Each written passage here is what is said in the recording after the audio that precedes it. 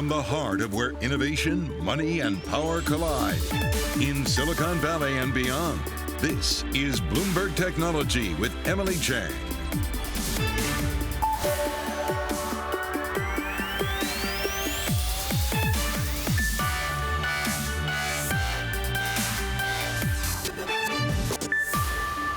I'm Emily Chang in San Francisco, and this is Bloomberg Technology. Coming up in the next hour, taking responsibility. The House committee investigating the January 6th attack on the U.S. Capitol has subpoenaed big tech's social media giants, demanding more information from Alphabet, Meta, Twitter, and Reddit. We'll tell you what they want to know. Plus, we stay in Washington, where tech execs met at the White House in an effort to combat cybersecurity threats. We'll hear from a top Googler who was in the room. And TikTok megastars are raking in the dough, and a lot of it. How social media careers could pay as much as being the CEO of Starbucks. All of that in a moment, but first let's get a look at the markets. Our Ed Ludlow here at Tech Stocks. Having a rough afternoon, Ed. What happened? Yeah, rough afternoon indeed, because we started Thursday's session brightly. It's the same old narrative. You might think I'm turning into a bit of a broken record, but a number of Fed speakers talking about the outlook for higher rates impacting higher valuation, high multiple tech stocks. And the NASDAQ 100 follows suit, falling 2.5% to its lowest level since October. Semiconductors started Thursday so brightly, but also gave way later in the session. You also saw selling in US-listed Chinese companies, ADRs on the Golden Dragon Index. And then with this risk-off mode, crypto followed suit. Really interesting, some specific movers on Thursday. Tesla is really one to watch at the moment. It has had a mixed start to 2022. Heavy selling on Thursday took it into negative territory. But I want to show you one bright spot, if you'll give me a moment. Ford, up on Thursday, but hitting a little bit of a milestone. You see there a gain of 2.25%. Coming into my Bloomberg terminal, Ford hit, just briefly, a market cap of almost $100 billion, just pipping $100 billion during the session on Thursday. I think back to 2019. I'm in LA with Idris Elba, right? They unveil the Mach-E, and the company has $30 billion market cap. It's in the doldrums. How things have changed for this company since then, and the EV story around Ford really picking up pace. Really interesting one to watch. Back to me in the studio, of course, I talked about that sell-off in risk assets and Bitcoin, which has kind of been steady in a range for the last few days. You see there on the far right hand of the screen, also selling off below $44,000, now back towards $42,000 per token. Emily.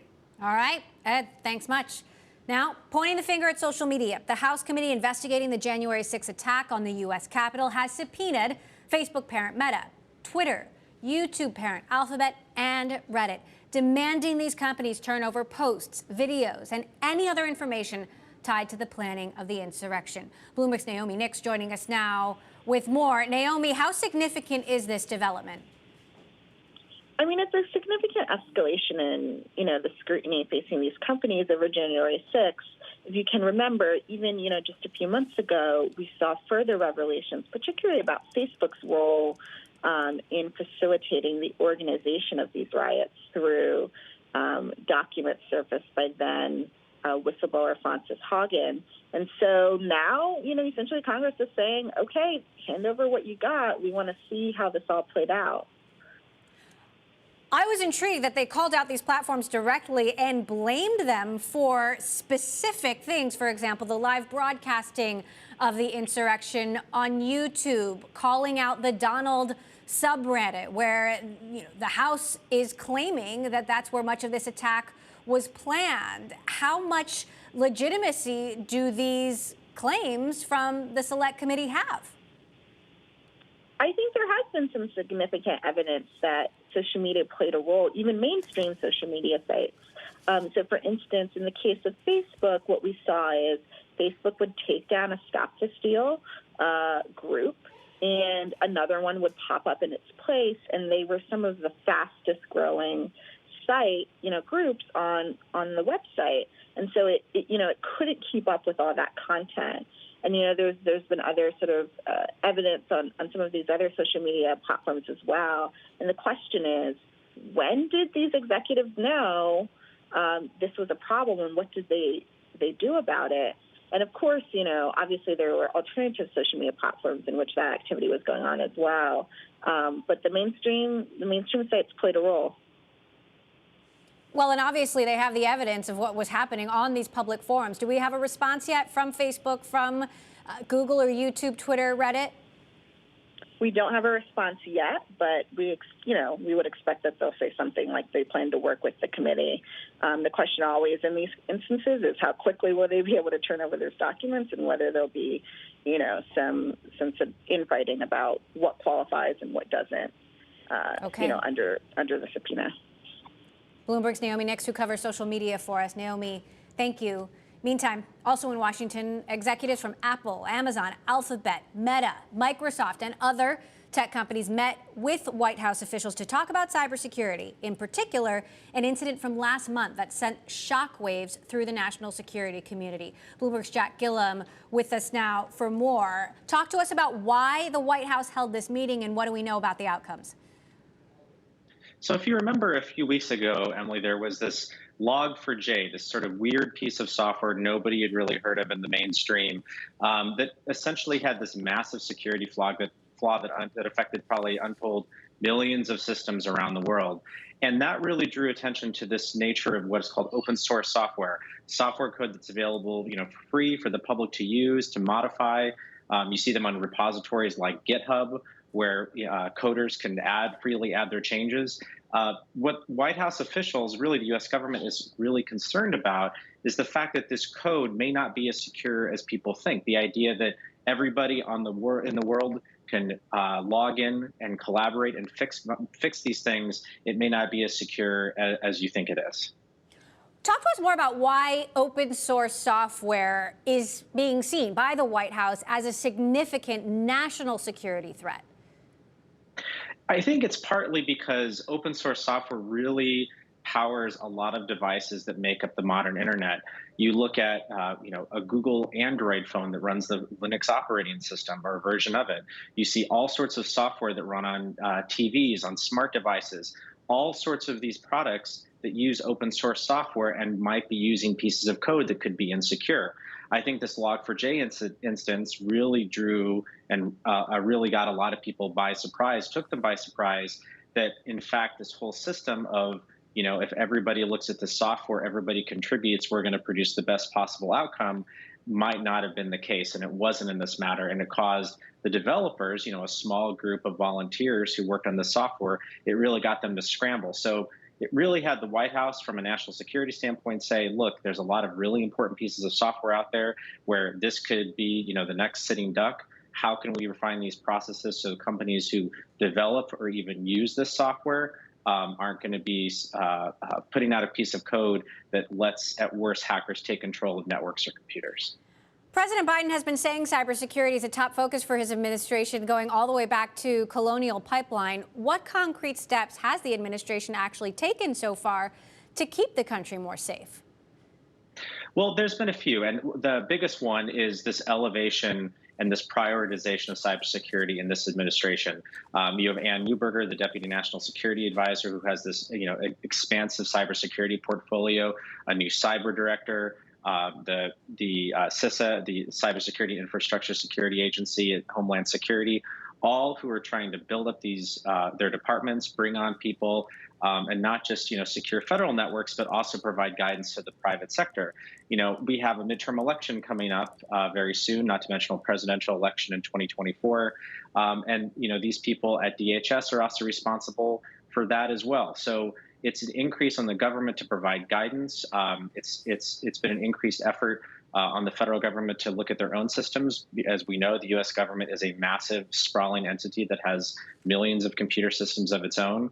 And putting that focus just on this topic alone, especially folks, a bipartisan effort really on Capitol Hill, have really applauded this administration by saying that they're glad that they are taking this effort seriously. All right, Jack Gillum, who covers cybersecurity for us. Jack, thank you for that update. Coming up, we're going to have much more on that White House cybersecurity meeting with Google executive Phil Venables, who was in the room. That is next. This is Bloomberg.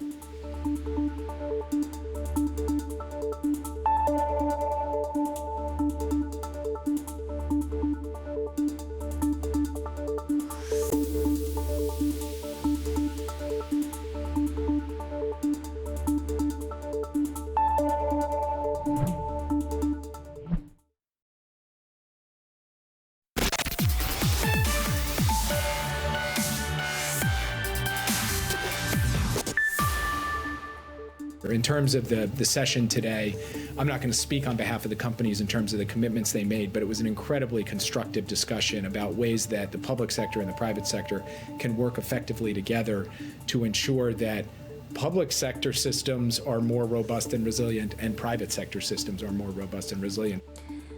National Security Advisor Jake Sullivan there talking about the meeting he helped convene with some of the top tech companies over concerns about security with open source software. While Sullivan didn't have much to say about the meeting, my next guest does. I'm joined now by Phil Venables. He is the Chief Information Security Officer of Google Cloud and attended that White House meeting. Phil, what's your big takeaway? How did it go? Yeah, I think it went really well. You know, it's very pleasing to see the government reaching out and seeking to collaborate with all of the large tech companies and the foundations and many other organizations. And I think the interesting thing, there's already been a lot of work done on this. For example, the industry set up the Open Source Security Foundation last year. We and many other companies, specifically Google, we committed over $100 million to that, and many other companies have committed likewise and pledged that funding. So there's a lot of work going on, but it's really pleasing to see the government reaching out, wanting to partner with the private sector to really drive this important topic forward and making sure that we're appropriately defending the infrastructure that relies on open source software. Now, with so many agencies and departments involved, you've got the National Security Council, CISA, Defense, Commerce. Is it confusing as a private company like Google? Do you know where to turn when there are issues? Yeah, I mean, we've got very, very close partnerships. I mean, I think, you know, to the outside, it can often seem confusing, but for those of us that work in the industry, we see each individual group within the government has its own particular purpose, and they're increasingly coordinating very well and partnering with us. So we have great partnerships with the National Security Council, the White House Cybersecurity Director, the DHS CISA organization, NIST, many others, and we recognize each has its purpose, and they're quite well coordinated. And in the private sector as well, we coordinate amongst ourselves to drive that partnership forward. So we think it works quite well. I wouldn't say everything's perfect, but things are continuing to get better, and that partnership is key. Now, look, the concern is that millions of devices could be at risk right now. If these kinds of collaborations don't happen, what is the threat? Well, all of our digitized society is highly dependent on software. A large part of that is open source software. The good news is a lot of that software is already quite well maintained. There's a lot of highly curated projects that are managed by the large tech companies in partnership with the maintainers, but there is still a long tail of other issues, as we've seen recently, and so we definitely need to keep improving. And through things like the Open Source Security Foundation, the commitments we've made, the commitments that we're partnering with government on, we're going to keep working through all of the other issues to keep helping make sure we're managing the risk here. And I don't think any of us are taking any less vigilance on this. It's going to be a big area of focus for the entire tech industry, all of the consumers of open source software, and it's key for us to keep partnering with the government and having that strong public-private partnership to really drive the agenda forward to defend all of our critical infrastructure. Now, I got to ask you, because the House Select Committee just subpoenaed Alphabet and other companies for more information tied to the January 6 attacks, and this is a security issue, potentially even a cybersecurity issue. Do you think YouTube played a role in those attacks? Well, I'm sure there's plenty of people at Google that are going to work effectively on talking about those issues. But for me today, my entire focus today has been on the open source security issue and partnering with government to just defend our critical infrastructure. So that's been all of my focus, and it's a big part of my focus going forward.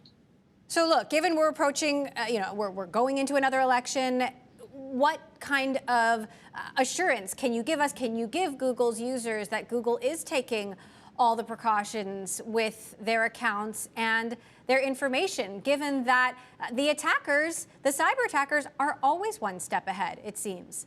Yeah.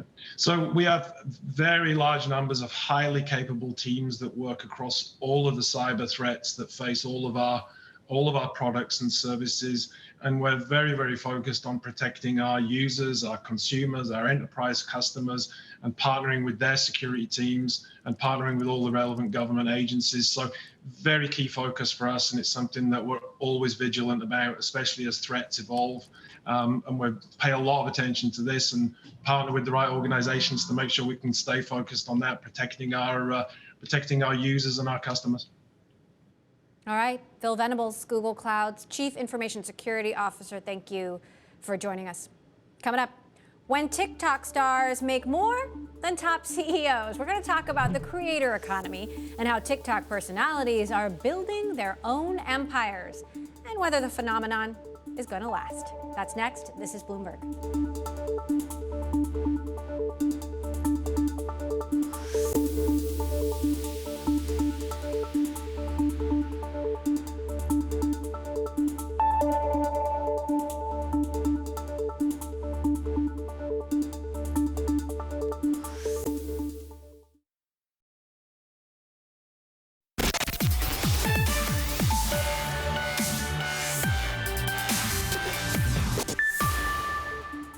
TikTok is quite the lucrative business, with some TikTok stars making more than America's top chief executives, sometimes by quite a margin. Let's dive more into this now with my next guest, May Karwowski. She is the CEO and founder of the influencer marketing agency Obviously. So this might be obvious to many people, but so many people still don't understand how much money these TikTokers are making. Explain the value here.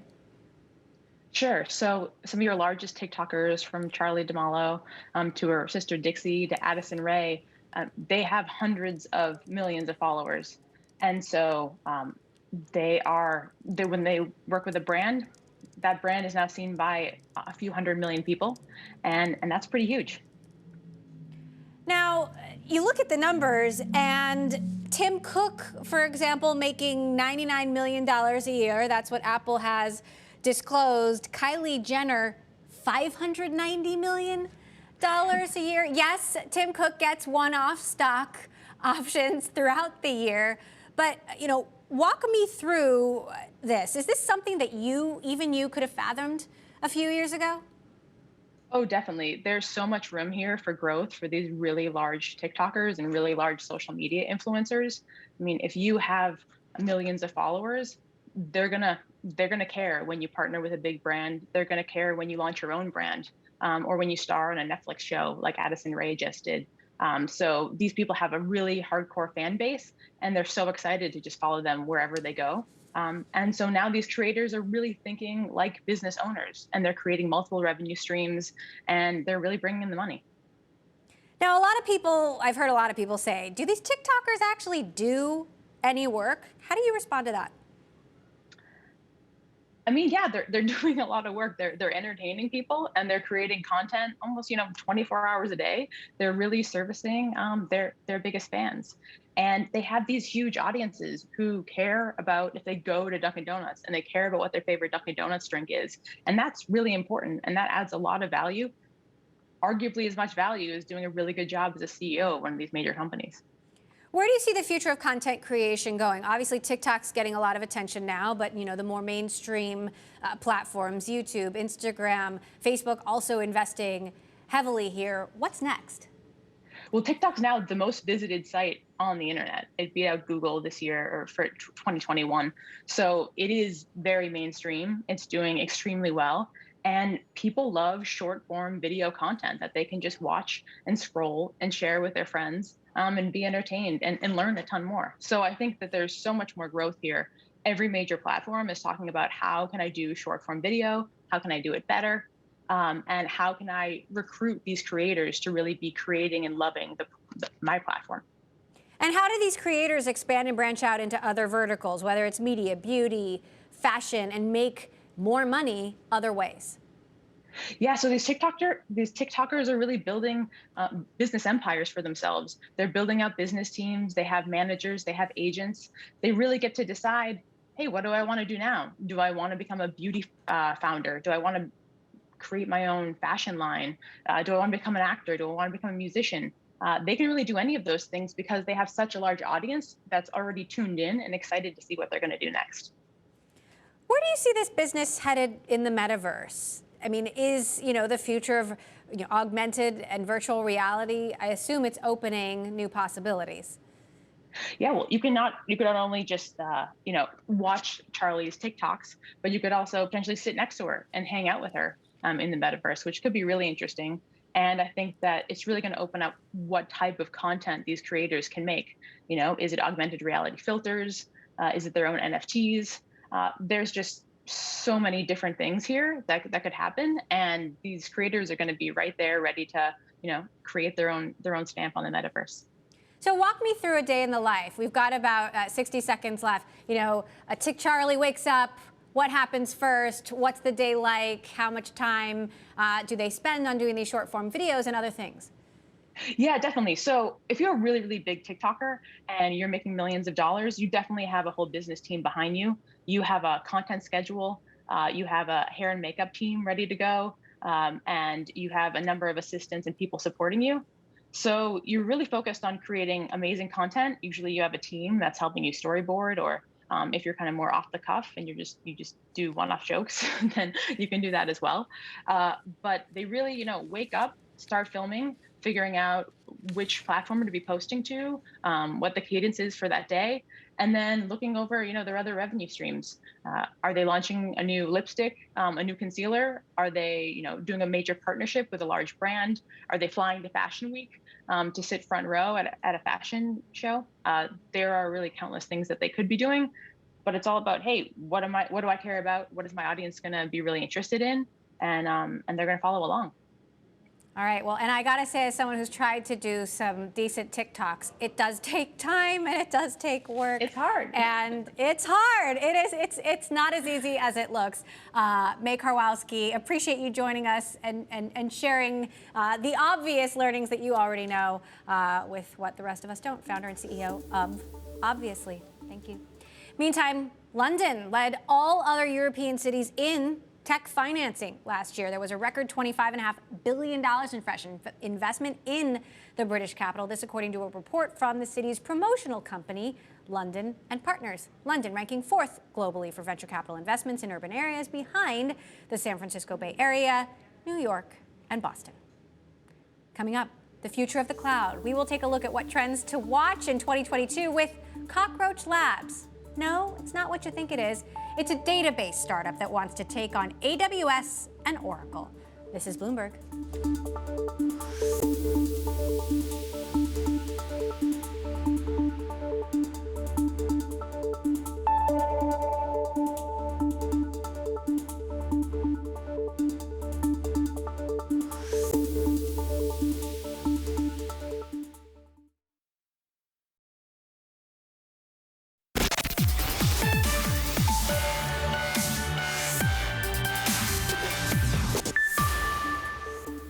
Welcome back to Bloomberg Technology. I'm Emily Chang in San Francisco. While much of corporate America has their heads in the clouds, the cloud-related stocks have had a rough start to the year.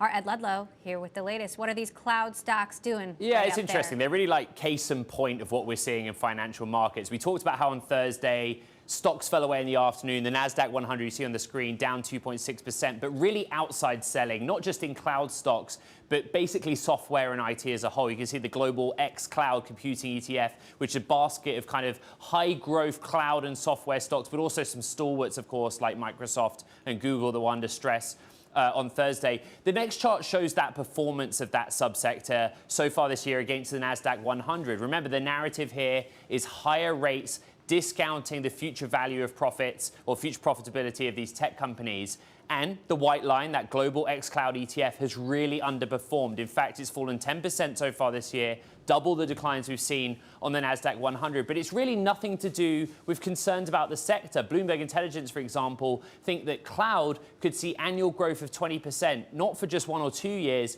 but for the next 5 years. You compare that, for example, with IT spending, which they see growing at 4 to 5%. So this story really is about companies with high multiples, stretched valuations, higher rates, and investors pulling out that section of the market. But it was a heavy area of action on Thursday, Emily. All right, thanks, Ed. Well, what are the cloud trends to watch in 2022? And what is the future of the cloud as we head towards the so-called Web3? Let's talk about that and more with Spencer Kimball. He is the co-founder and CEO of Cockroach Labs, a database startup that wants to take on tech giants like Oracle and Amazon's AWS. Spencer, thanks for joining us. I have to start out with, why is a cloud company calling itself Cockroach Labs? Yeah, that was a question I was expecting. Just as a preface here, when we named the project CockroachDB, that was back in 2014, I wasn't really intending to explain that on Bloomberg Technology. These days, I find myself in front of Fortune 500 CIOs and CTOs all the time explaining it. But really, it's supposed to be evocative of the database's capabilities. So this is a very resilient database. Think about the entire East Coast going out and your cloud service provider. You want your business to keep running, and that's what Cockroach is designed to do. And as everyone who's ever had a cockroach problem knows, they're pretty resilient. So that's where the name comes from. All right, so you want to be the cockroach for all of these big businesses. You're trying to take on giants like Amazon and Oracle with very deep pockets and very entrenched customers. How do you do that? Well, we have some incredible advantages. For one, we're actually building this from the ground up, from scratch. So we're building a database in 2022 that is going to really effectively exploit the cloud. Whereas these more traditional players that have most of the market today, they have a really big problem with sort of an innovator's dilemma. We've got a big revenue base, a lot of legacy applications to support. It's very hard for them to reinvent themselves, to really make use of what the cloud's providing. It's almost like trying to set sail with an anchor down. So we actually have this fresh start, and we can really build a database that will meet the needs of the next decade. And it's important to keep in mind, especially when you just had the segment about cloud stocks and where they're going in the current market. But the decade ahead is going to be extremely interesting because you're going to have more things built in the next 10 years than all the legacy applications in the last 3 decades. So that's an incredible opportunity for companies that really can bring infrastructure to market that exploits the cloud.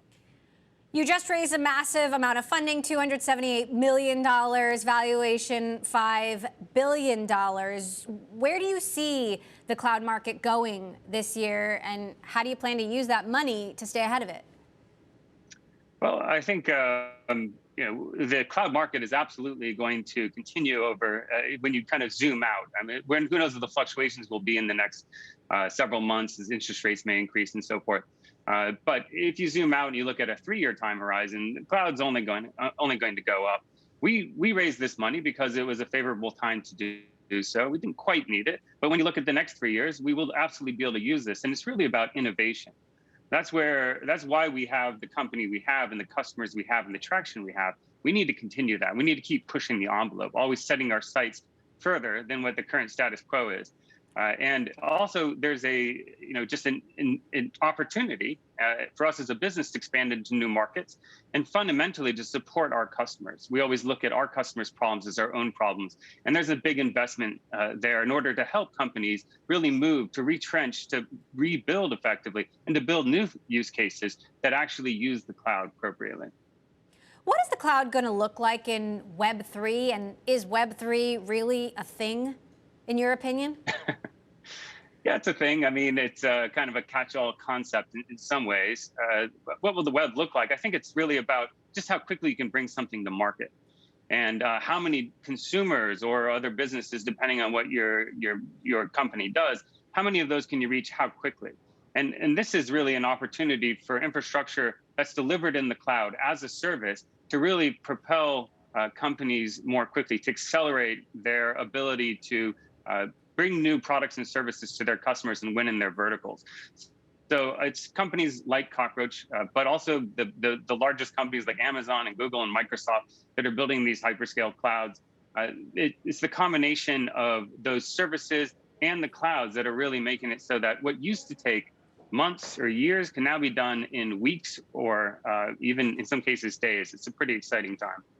We've seen a lot of engineers ending up in the CEO suite. Sundar Pichai, of course, the CEO of Alphabet. You've got Parag, now CEO over at Twitter. You're a developer engineer yourself. Tell us quickly a little bit more about your journey from developer engineer to founder CEO.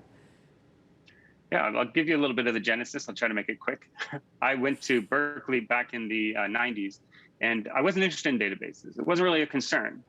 When I graduated, just immediately, databases became a big problem. This was during the dot-com boom, and scale was a big issue. Databases weren't really built for that kind of scale.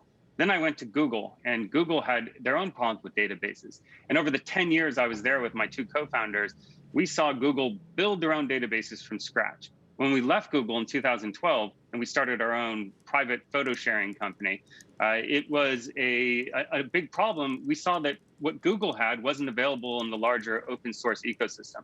And so that actually really compelled us to say, we have this big problem. We know how it should be solved. We know where the world's going because we just saw it all happen at Google. And we know in 10 years, that's what everyone else is going to be doing.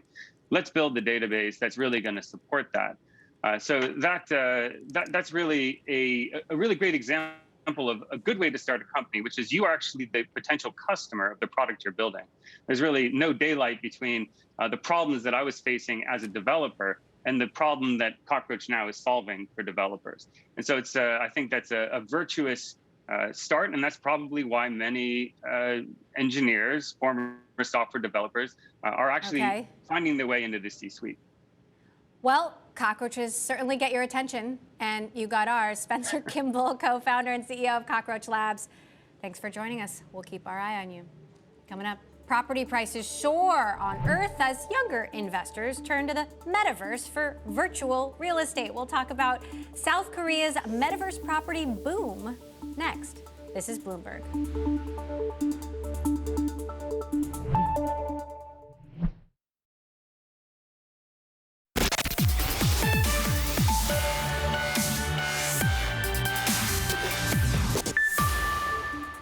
Twitter's early shift to a work from anywhere model during the pandemic, as well as implementation of a requirement to add more people of color to final job candidate slates, helped the social media company post significant gains last year in hiring Black and Latinx workers. Bloomberg's Kurt Wagner joins us now to explain a rare bit of good news. Kurt here. Twitter got a lot more diverse last year. How did they do it?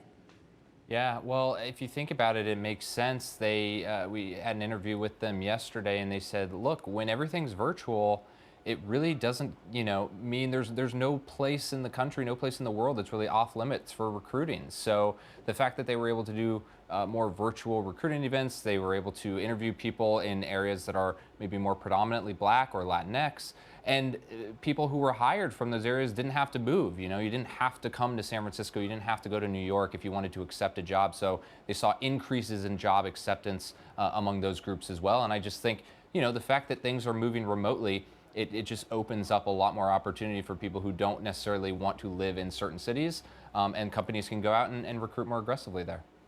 Are we going to see similar improvements at other companies? Well, you would think so, right? Because Meta, for example, is working remote right now and through March, and CEO Mark Zuckerberg has said he wants, or foresees as much as 50% of the workforce at Meta to be remote in the next 5 to 10 years. So you would think that this trend is going to impact a lot of other tech companies besides Twitter. It might not be as quick as Twitter. Twitter's a little smaller, so you're able to see these jumps a little faster because of that. But at the same time, I do think other tech companies will probably benefit in the same way. Okay, Bloomberg, Kurt Wagner. We'll be watching. Thanks. Well, frustrated by soaring house prices and a falling faith in the traditional economy, South Korea's youth are turning to the Metaverse to invest in virtual real estate. Bloomberg Quick Take's Stella Ko speaks to some users in Seoul who are building wealth on one platform called Metaverse 2 that aims to recreate Earth digitally. I'm buying and selling virtual space. Owning the land that I can't have in real life makes me feel great.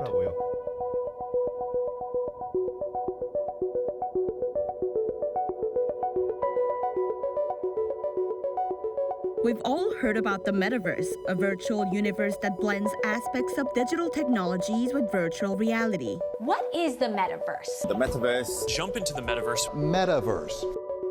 Now it's become a hot property market with investors putting in millions of dollars. South Korea is one of the biggest players in the Metaverse market. And it's being championed by young people who have had enough of the economic inequality.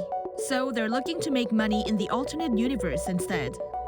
Meet Hyungwook and Chulgyun. They're two users in Seoul I spoke to that have been investing in one of the platforms called Metaverse 2, which aims to recreate Earth digitally. Thanks for having us on the Metaverse. So which part of the world do you own on this Metaverse platform? I have land in both New York and South Korea. Whereabouts in New York do you own? So I have a lot of land in New York, and I have a street vendor selling hot dogs on Wall Street here. When the metaverse gets more developed, I plan to open a hot dog store. I also bought an island for some private leisure time. It's a park-like island called Mill Rock Park, just on the right side of Manhattan. Rather than buying for investment, I'm mainly buying what I want to have, buying areas that can tell a story. There are so many people actually buying this like empty water. With future updates, we will be able to mine some resources in the sea and in the mountains. With that resource, you can later construct a building. So many users are buying parcels of ocean, river, and mountain. The part where I feel the biggest gap between the metaverse and the real world is the financial area. Hyungwook made over $40,000 in just 2 months through his investments in the Metaverse 2 platform. You can just sit tight and earn interest income of about $3,000 to $5,000 every month, but that's the salary I earn by working so hard on my day job. In the South Korean capital, where almost half of the country's population lives, the average price of an apartment has doubled in the past 5 years, reaching over $950,000 by July 2021. President Moon Jae-in's real estate policies have seen the average price of an apartment in Seoul rise by around 90% since he took office.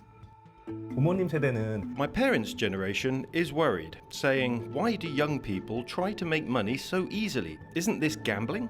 I think the reason why millennials and Gen Z are so drawn to the metaverse is that it is very difficult to find a job right now, and house prices are preposterously high. You can never buy a house with your salary. South Koreans were the most active users, with around $9.1 million spending on a metaverse platform Earth 2. If you look at the infrastructure engine, it is true that many companies like Equinox in the US or Amazon with its data center, North American companies are far ahead in the metaverse industry. But perhaps from the users or consumers' point of view, it is true that Korea has a higher number of interested users compared to its population. I think there are more users in South Korea because Koreans are so accustomed to high-speed internet. They are so used to this kind of media, the internet and the metaverse world. The initial real estate value of Metaverse 2 was 10 cents per tile for all the land in Seoul and New York. But now, landmarks like Seoul's Lotte Tower are priced at over $10,000 per tile, and the Statue of Liberty in New York is going for over $7,000 per tile. It's not just property. South Korea's biggest companies have also jumped into the metaverse. Samsung unveiled the country's first metaverse-themed ETFs in October last year, and Naver's metaverse platform Zepeto has over 200 million users globally.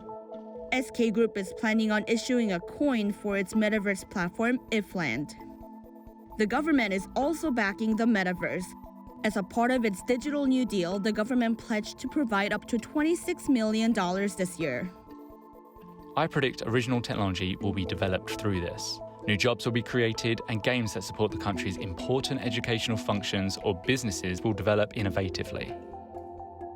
But Professor Kim has some concerns. The current virtual real estate market does not have a present value. It is a market where we buy and sell among ourselves based on its future value. Since this market has yet not been able to prove its present value, I consider this part to be risky. Being immersed in a small 5-inch smartphone screen or putting a VR headset on, people over 50 are uncomfortable with this. This could be a means of creating another digital divide in the end. The reason young people are jumping into the metaverse while knowing its risk is because they want to make profit. In the past, there was only the stock market or gold, but now the metaverse is in the spotlight as a new form of investment. I think this is the new reality, not an illusion. Technologists say the metaverse will be more integrated into our lives and grow into a fully functioning immersive economy. In the future, all economic and daily activities will occur simultaneously in the metaverse and in real life. The power is collapsing in a place where time and space could be physically controlled. Young people will rise up against this crumbling power, and many tables will be turned in all industries. Stella Ko there of Bloomberg Quick Take. Coming up, big shoes to fill for Netflix as the streaming service looks to find the next Squid Game. How branching out to the rest of Asia could be the company's key to success. Next, this is Bloomberg.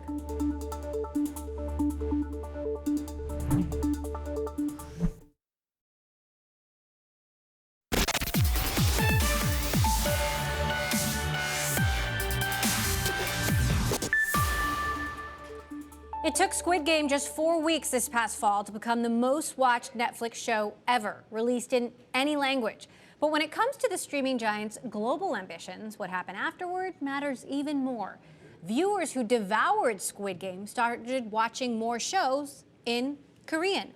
Bloomberg's Lucas Shaw joins us now to talk about his latest Bloomberg Big Take. And Lucas, I was one of those viewers. It unlocks so much more content. Talk to us about the power of this phenomenon. Yeah, I mean, Netflix recognized the potential in Korea around the time it first went there, which was back in 2016. As was the case in a lot of places outside the US where Netflix first went, it struggled in the first few years, didn't add a lot of customers, didn't have a lot of programming people wanted to watch. But starting in about 2019, thanks to deals it did with a lot of companies in Korea and then the development and production of original shows, it's really produced a number of popular shows in Korea, so much so that if you look at the data that Netflix now releases every week, South Korea contributes kind of the second largest number of popular shows or top 10 shows for Netflix behind the US, more than any other market. And that's been a key not just to adding customers in South Korea, but all across Asia and delighting viewers pretty much everywhere. Asia is so vast, so many different countries, so much color. Where else will Netflix go to find more stories like this? Well, its three biggest markets in Asia right now are Australia, which almost doesn't count because it's English speaking. They went there early. They've had a lot of success kind of from day one. And then Japan and South Korea, which are its two strongest markets right now, also the places supplying the most number of popular shows, not just in Asia, but everywhere. South Korea because of just a lot of scripted programming, and then Japan because of anime. Netflix had identified India as a sort of third other key market in the region. It's a place where it's had far less success than South Korea and Japan, and India has bedeviled, many a Western media company. I think you'll also see them try to find some openings in parts of Southeast Asia. Their executives talked to us about making shows in Thai for those in Thailand, and maybe some shows in Mandarin for Mandarin speakers across Asia. Surely Netflix doesn't have a lock on this strategy now. We all know it worked. How can the competitors keep up? And how much of an advantage does Netflix have given all of the data they have from their viewers? Right now, Netflix has a pretty big advantage, not just because of some of the data it has about what people want to watch, but also because it is so much bigger in a lot of these markets. It has a big head start in South Korea over places like Disney Plus and HBO Max and Amazon. That's not true everywhere. Amazon is bigger than Netflix in both Japan and in India, and is about to make a big push into Southeast Asia. Disney Plus is massive in India, largely because of its cricket rights that it got from this company Hotstar. But I think by and large, Netflix is seen as the market leader in most of these countries and has invested a lot more resources. They're all trying to catch up, but Netflix tends to be of the opinion that as long as it continues to make shows that people want to watch, it's going to keep growing. All right, so Lucas, what's on your watch list and what should be on ours? That's a really good question. Most of the things on my watch list, I will admit, are not Netflix shows, but there are. I do want to go back and rewatch the first two seasons of Netflix's Formula One show. I watched the third season, and everybody told me that I jumped in midway. And if you wanted to go with a Korean show, I've heard really good things about It's Okay to Not Be Okay, and really there's no shortage of good Korean shows on Netflix. All right. Well, we're always looking for good recommendations. Thank you, Lucas Shaw, for that update. And that does it for this edition of Bloomberg Technology. Make sure you tune in tomorrow. We've got crypto coverage with Aya Kantorovich of Falcon X, Claudia Gast of Global Tech Acquisition Corp. Going to be talking about SPACs, and Donald Baird of Block Power. He's the guy trying to turn buildings into Teslas. You don't want to miss it. I'm Emily Chang in San Francisco. This is Bloomberg.